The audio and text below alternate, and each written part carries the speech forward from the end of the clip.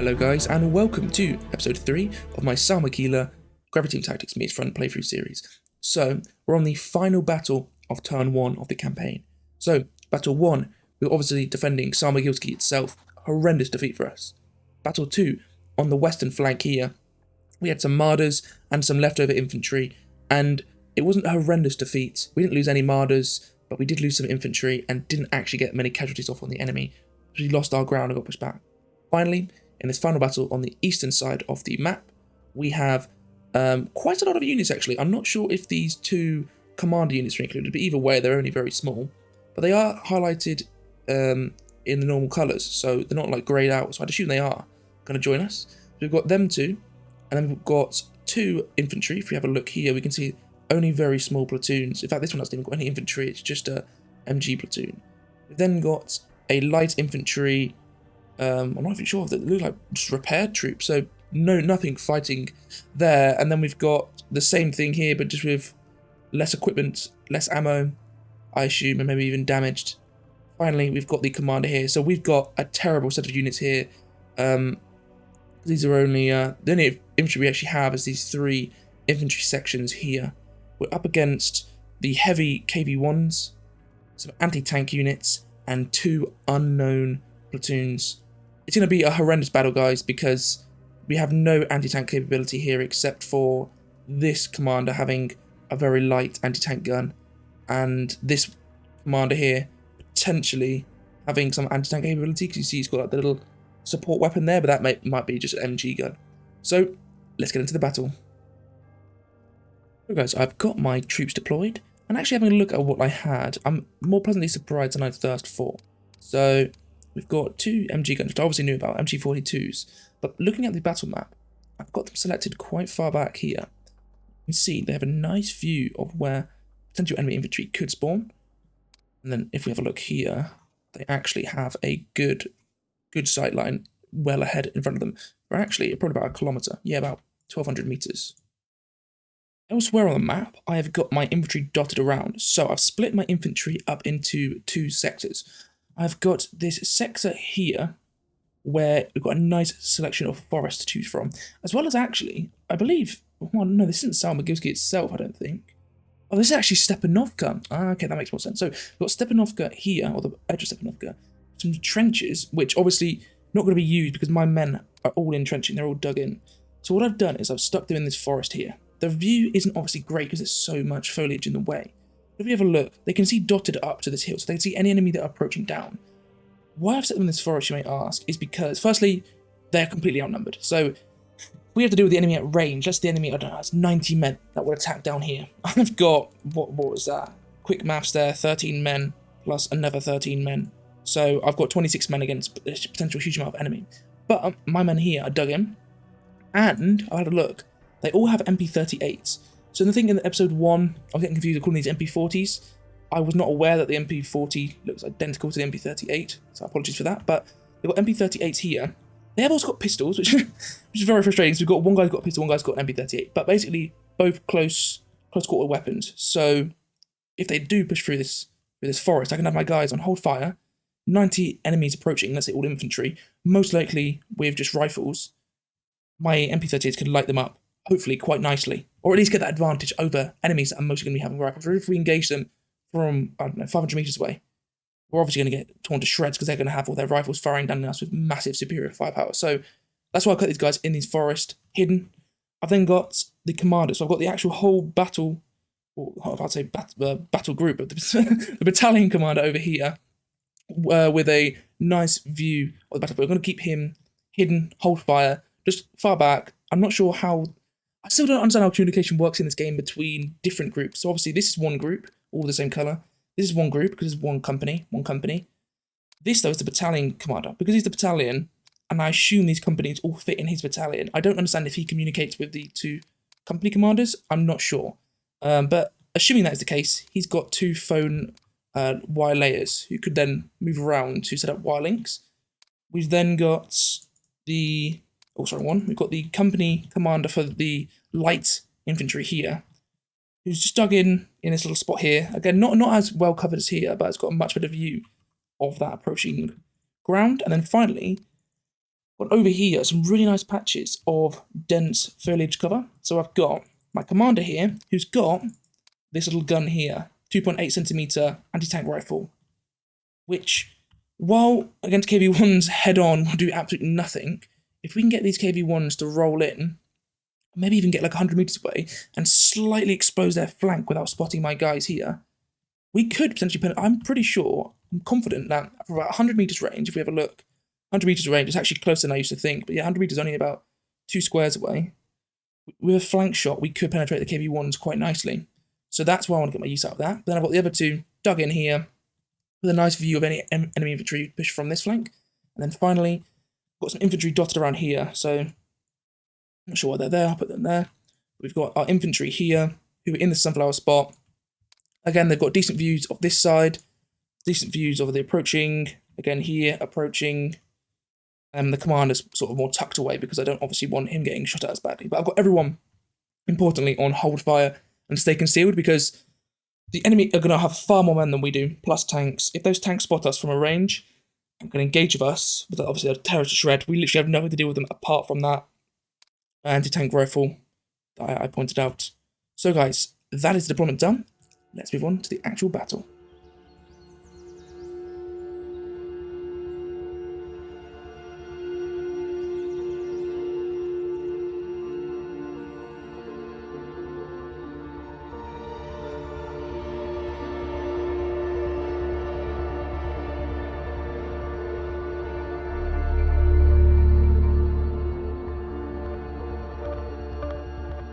Okay, so we've made contact with the enemy. Or when I say contact, I mean exchange fire. But we have spotted a small, or what it's been so far as a section. It might be a whole platoon, but okay, yeah, now it's sighted by just the full section. On that sort of shrub line over there, that's actually quite close to where our troops are entrenched here. We can see obviously from the little dots of the UI, these are all just riflemen with an MG there. I don't want to let them get too close to my main guys here, but I know that a lot of my guys have submachine guns as well. Looking from here, that's not been confirmed. We actually have a PPSHE there. So we've got them. Aha! KV-1 spotted in the distance, and actually, they're in a good position for my anti-tank rifle. Obviously not right now, but as they get closer and closer, because yeah, look what's happened here is actually the shrubland is all being destroyed where I've placed my anti-tank rifle, so I'm worried these guys are going to get spotted really easily. But they're in a nice bit of cover against this entrenchment. So if I can get those KV-1s to get close, we might be able to take them out. But yeah, they're getting very, very close, these riflemen here. And what I want to do is light them up when they get close, because obviously we don't engage with them straight away. They're not suspecting our men are here. They might just wander out into the middle of the open, all stood up, not being too cautious. And with my MG gunners, I wanted to say more submachine guns, but we don't really have that many actually. We can hopefully light them up.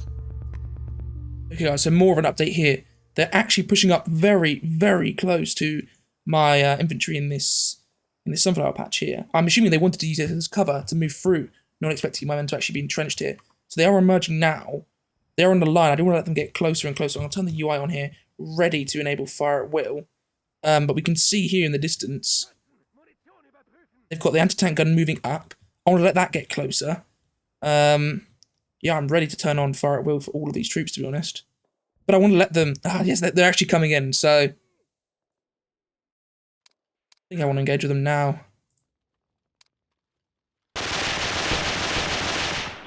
Yep, now they've crouched. Let's turn on fire at will for these guys. Yeah, light them up. Brilliant stuff. So we can see here, that column that's moved in, completely suppressed. We've got them all here, look at that. Can my MG guns open fire on them? Let's actually have a look. No, just out of range. That's very sad. I was going to say, because if they're all lined up perfectly for my MG guns. We can see this column here is lit up. Actually, we're lit up. I've got a bit of fire here. But what's good is this anti-tank gun here can't engage with these troops. It's just not got the topography in its favour. So my guys do have a bit of cover here. And actually, that should keep us safe, because if the enemy want to engage with us, they're going to have to come over this hill, where hopefully then my MG guns can engage with them. So yes, if they come over the hill to engage with us, my MGs can engage with them. So that is brilliant stuff. You can see here, these troops are still just marching in like nothing's happened. Just like very slowly marching in. There is a lot of them, but my MGs here are starting to pick up on them. And we can see they are starting to take some casualties and take some fire here. Like one of the men just dropped down here. So I'm not sure why they're just marching over. One problem is though, is they have got some Soviet MGs here. This guy and this guy who's now obviously gone invisible, which are a division loss of the smoke.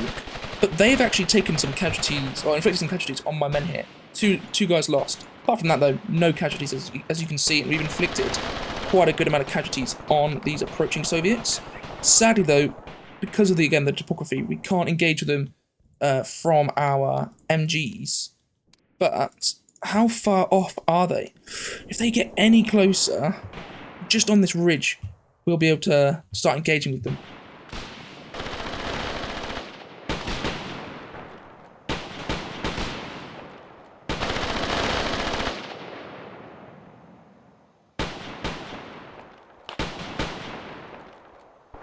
Okay, so we can see here this anti-tank gun has decided to open fire. We can see the black patch where the fumes coming from have burnt the grass, and then we can see some explosions there.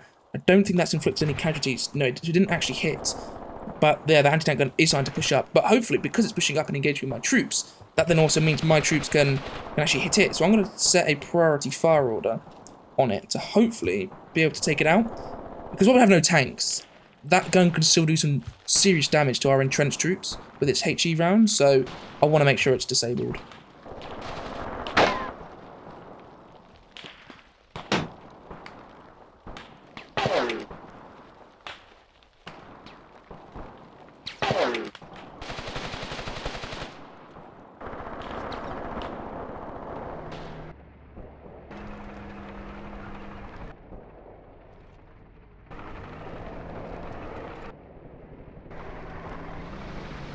As we can see here, there is actually two KB1s that I obviously knew about before, but you can now see that one of the KB1s has got a whole section of troops sat on it, and they're going to roll over towards my entrenched men here.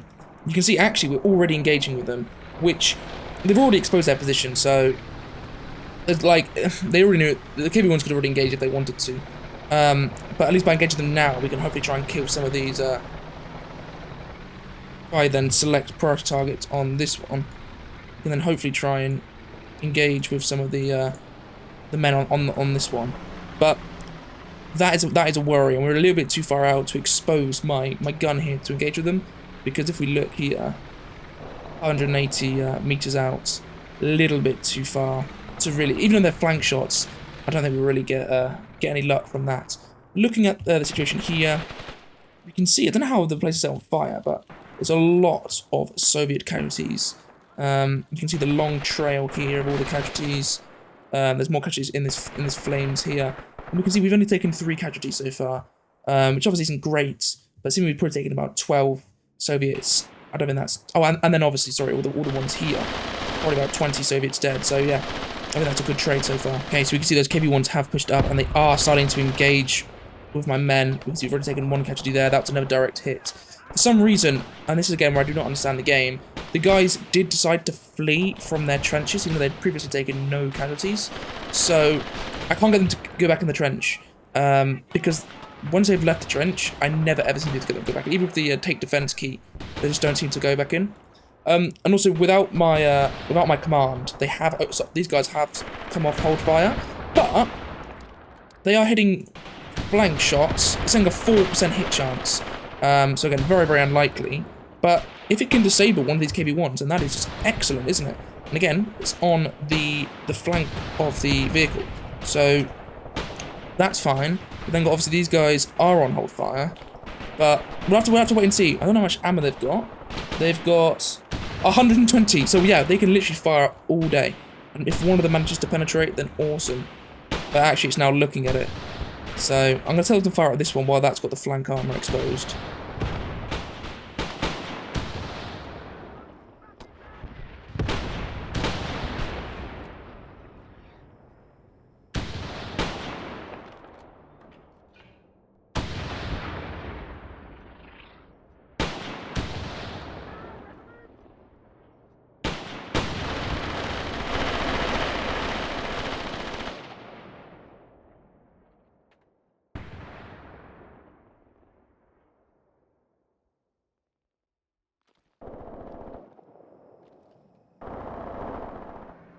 A bit of a sit rep on the battle. We have had no casualties here, and we unloaded probably about 30 or 40 shots on those KV-1s. Absolutely nothing. We might have, well, I don't know, we might have got a crew kill, and that's why they're pushing away, I don't know, but in terms of actually disabling or immobilizing them, no. But the KV-1s have decided just to piss off. We can see they're just driving away. So that's great, because those KV-1s were causing havoc here. We see we've taken 4 casualties in our command, like our platoon commander here, and the platoon commander's actually dead. The lieutenant's dead. So that's terrible. And that's all from the KV-1s shooting its HE rounds on us. We can see that overall we then lost 10 men in our infantry over here. 3 of them being from that, 3 more being from this front squad, and then we can see actually, again, the KV-1's HE shells causing some damage here. But really, that's it. Just 10 men lost. And I can assure you, we've dealt a lot more than 10 casualties on the enemy, because they've, well, that's actually disappeared now, but we can see the anti-tank gun here. We got a direct hit on it with our anti-tank rifle. That's why it's destroyed. So we destroyed one of the anti-tank guns. We've killed, obviously, their ambushed men here. We've done heavy damage to their infantry that pushed on through this field here, trying to find some of the bodies, because obviously the Soviets were green and sort of hidden in the grass, but we can see that there are some casualties here, and we're continuing to rain fire on them. And the last of their actual viable units, these KV-1s, decided to go and push up, I don't even know what direction this is, north. So they're pushing north. The water trenches, they might even get bogged down, I'm not sure what they're doing. But if they push too close into this forest, expecting maybe no infantry to be there, well, I'm going to tell these guys to hold fire now. And I'm going to tell, well, them to act with caution, but these guys are all acting with caution here. These guys all have, look at the ammo, the HEAT, so the high explosive anti-tank, HHL3s, which are anti-tank magnetic grenades. So, if the enemy KV-1s push through, I don't know how effective they are against KV-1s, but if we manage to, each section has 1, so if we manage to get 2 or 3 onto one of the KV-1s, we might be able to disable it. Which, even if it just blows off the tracks, that's brilliant. That KV-1's out of action. Hopefully can't really do too much in this forest. But saying that, they're trying to push through these trenches. They might even get bogged down. The KV-1s are too big to get stuck in the trenches, but yeah, so that's that sit rep. We've made pretty good progress. It's been one of our most successful battles so far in terms of the amount of casualties we've taken per the amount of casualties the enemy's taken.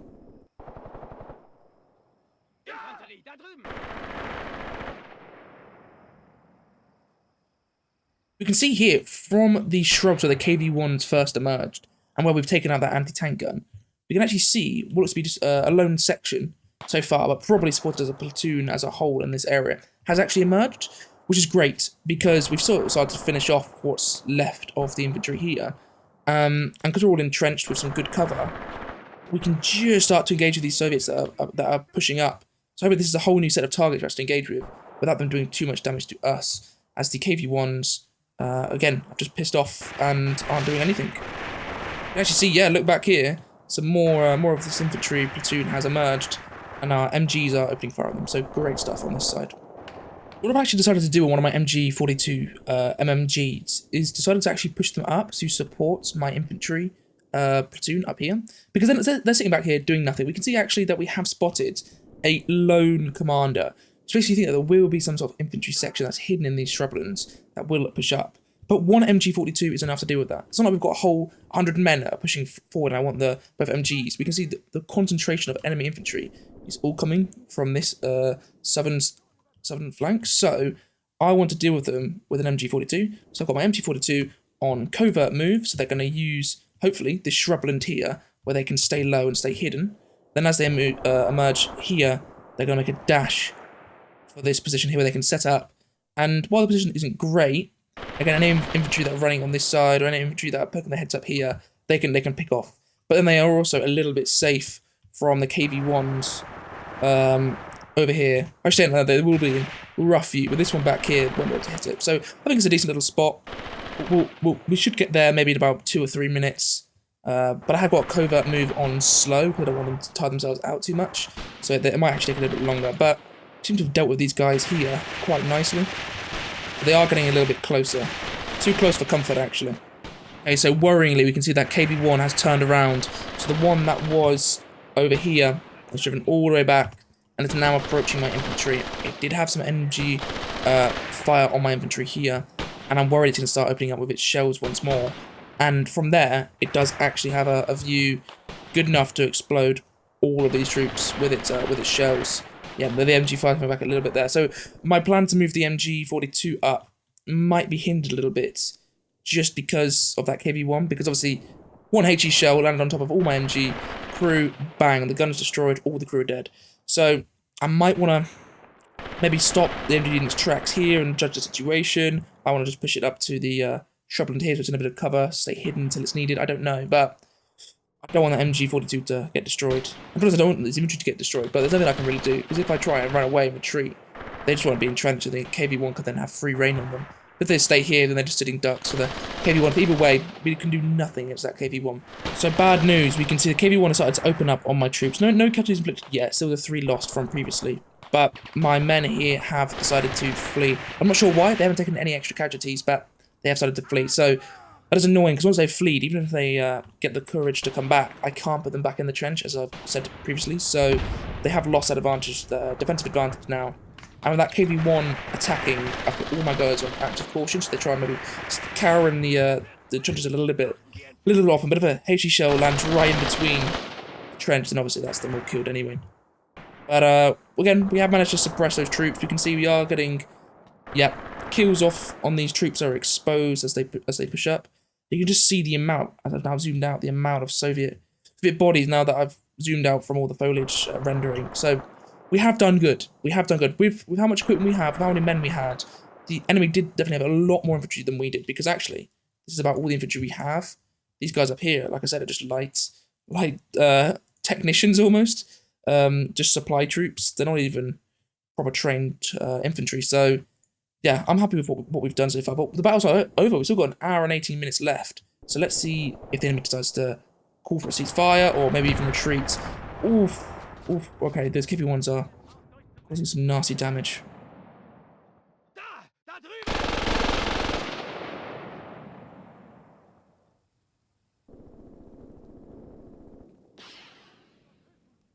As you just saw, the infantry that are the remnants of this platoon that got slaughtered on that opening there have started to make their way down towards our forested troops here. And our beautiful MG-42. The noise it makes, oh my goodness. I'm not actually used to dealing with the MG-42, so there it goes. Because I'm so used to playing the scenarios where you only get the MG-34s. So to hear the MG-42 in action is just brilliant. So that's actually got a bit of cover going on these troops. So any of these infantry moving across here, hopefully going to be suppressed, hopefully going to take a few casualties. The other MG-42, maybe a bit too late now, but I have moved up here, and that will then be useful in dealing with any of these remaining troops that are still around. The KV-1s have buggered off. Both KV-1s have gone back over towards these guys, and I'm hoping they'll roll through this forest, and as I said, my anti-tank grenades can do something against them. This situation here has recovered, and I have actually discovered that the retreating troops, I clicked I clicked F, managed to put them, and they've gone back in the trench. Or not even their trench, it was a different trench. I don't understand how it works. If someone could say in the comments, please. Much appreciated, because I can't get the command group to go back in their own trench, but these guys have fit in absolutely fine. So at least we've got some troops using this trench. So this position here has been abandoned, a little bit too close to the enemy. But then saying that, I'm worried the enemy will get an idea, and we'll make the dash for it, and jump in and then use our own trench against us. But then at that point, I think we will have lit them up before they can even make their way across. And that is why I also want to get the MG-42 in position over here. What I've also noticed on this side is my commanders here, a lot of the commanders have anti-tank rifles. We can see here, this commander has 3 separate anti-tank rifles. So while they aren't as good as that 2.1 centimeter anti-tank rifle that it's actually on wheels over on the other sunflower bed, they still have some anti-tank rifles which, if these KV-1s get very, very close, like 50 meters away, might be able to get flank shots that do some damage. Combine that with the anti-tank grenades, which maybe be able to blow off the tracks. We can then hopefully take down those KV-1s. Even if, again, like we take off the tracks and that is it, that is still some damage to those KV-1s.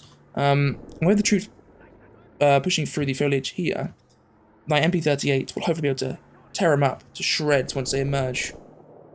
Just as planned.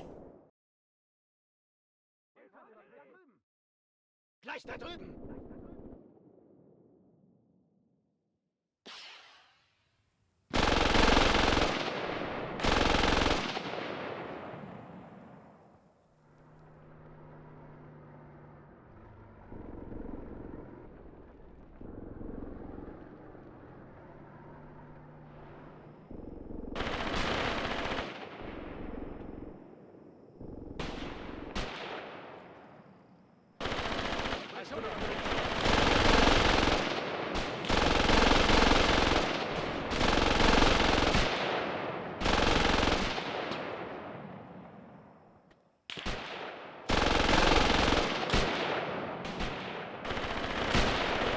is absolutely beautiful stuff. We've got our MG-42 crew that has just set up here and instantly made an impact, eliminating and suppressing this approaching section that must have been held in reserve back in the foliage. The Gravite's of the crew are actually, again, also because they've got semi-automatic, they can also do a bit more suppressing fire as well.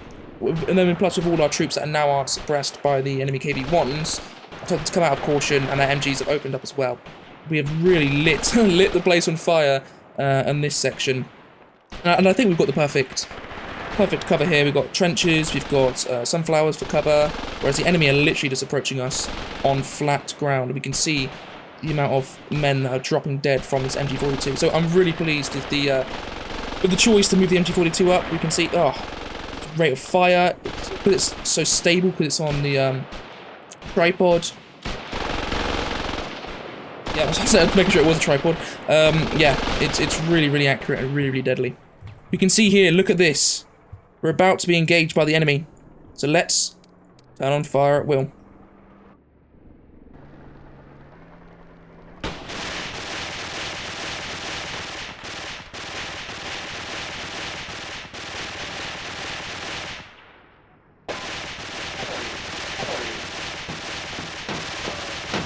See, all the men are hidden behind this tank, but because, well, we've actually got our infantry suppressors, so they can't actually engage KV-1, but it is showing its rear arm. If we could just get some shots off, that would be useful. I'm going to turn on my gunners here, because I'm hoping that they can maybe get some shots off on this enemy. Now, we haven't taken any casualties here yet, but they are just completely suppressed. And hopefully try and open up on these enemy. KV-1 is rolling away. Oh, has it gotten itself stuck here? Oh, no, I think it's just managing to escape. Very, very slowly though. Again, if we can take out these infantry here, so we can actually get our well, that was saying the infantry thing. No, if we can take out this infantry here, we can actually try and get some pot shots off on this KV-1, but none of the men are willing to engage. Okay, now we go. Now we've got some fire coming through. So let's take them enough active caution. We've already exposed ourselves. Yeah, we're getting some shots off here, and the commander was suppressing their men. Can we get our anti-tank rifles to engage with their KV-1? Again, it's exposed. It's got sort of slightly stuck in the trenches. I'll tell these men to active caution, because these are obviously my men with the anti-tank rifles. And we can see that turret is aiming up at them. I was hoping that they'd start firing a little bit quicker than that, to be honest, with their anti-tank rifles, but now our men are properly opened up. You can see this KV-1 is opening up now with its HE shells on my infantry. No casualties as of yet. If we have a look here, no casualties, and we've inflicted a fair few casualties on the enemy. And the enemy here, they have got some pesky little submachine gunners left. We are still, now it is front armor facing, we can't do anything against this KV-1. I've told my men to act caution, just to stay hidden in the trench, but again, a direct hit, they're dead. What I want to do though is if I can eliminate these men here, I can then hopefully maybe charge this KV-1. I know that sounds stupid, but I might be able to charge the KV-1 and throw some of the anti-tank grenades on them. But at the moment, yeah, all my men are suppressed. It probably wasn't a great idea to open up, but that KV-1 was very, very close. It was about here, wasn't it? So any closer, and it really would have just rolled over my troops. Looking over this place, though, we can see now that enemy attack has led to nothing. It's just dead Soviets that are left. And a lot of the men seem to... I want to say these are retreating troops. These are actually more men coming in down this road here. But they're getting engaged with as well. I'm not sure what the enemy's doing now that I've, shown them that I've positioned my MG-42 in this area. But they've actually gone for another attack through this thick shrubland here and this bit of trees. So they're an enemy in the open are obviously completely destroyed. But yeah, they've got another small section here.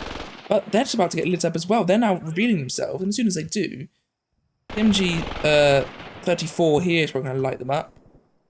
Yeah, but they're making an attack. And then on this side, we can see a lot of my supply troops. They haven't taken any casualties. They're just retreating because they're not trained to fight on the front line. So yeah, I don't blame them for retreating, to be honest.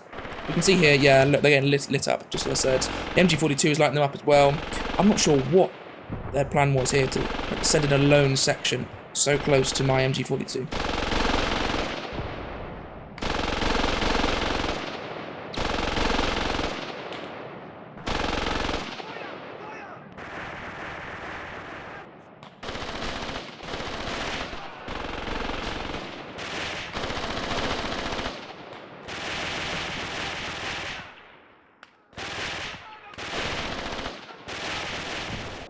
You can see on this flank, just being total routes. These two command units here haven't taken a single casualty, but now that they're routing, they definitely will.